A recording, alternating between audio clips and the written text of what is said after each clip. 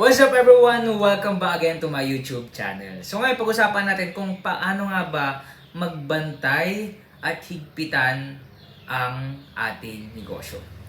Alright, so bago lang po sa aking YouTube channel, please subscribe, click notification bell para update ko po sa aking mga bagong vlog at para ma-reach na rin po natin yung 100k subscriber bago pa matapos tong taon na to.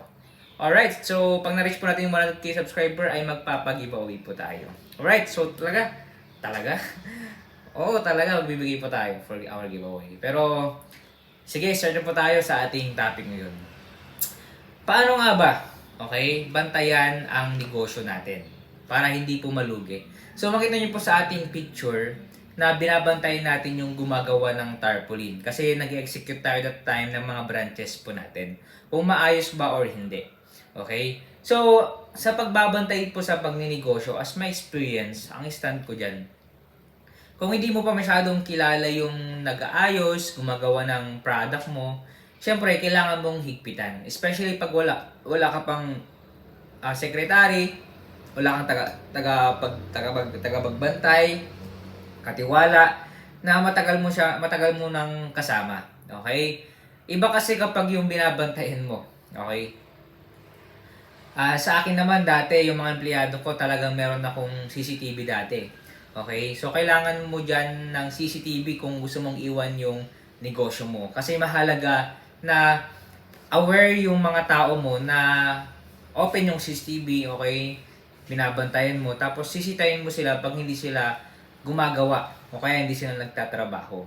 Okay? Unang-una sa lahat, okay, kung hindi ka man makapagbantay sa negosyo mo, gusto mong umalis, magpalagay ka ng CCTV.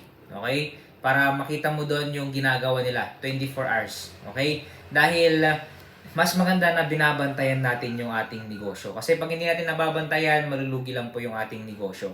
Kumbaga, papetex-petex tayo. Bakit? Kasi nga po, responsibility na natin na bantayan yung negosyo natin. At accountable po tayo sa anumang mangyari sa negosyo natin. Especially kapag meron kang investor. Okay, kailangan mong galingan. Pero kung wala naman, you are not pressure. Pero kung gusto mo quality yung mga nangyayari sa negosyo mo, okay, mag-set up ka ng control, okay? Set up ka ng control para po yung negosyo natin is mapaayos, maganda yung outcome at maging quality. Okay? So, dito muna tayo. Okay? So, bago po tayo matapos sa ating vlog, meron akong ginawang libro para sa inyo sa mga gustong magsimula ng negosyo, sa mga nagsisimula ng negosyo, o kaya naman may problema sa negosyo. Meron po tayong ginawang negosyo reality na libro.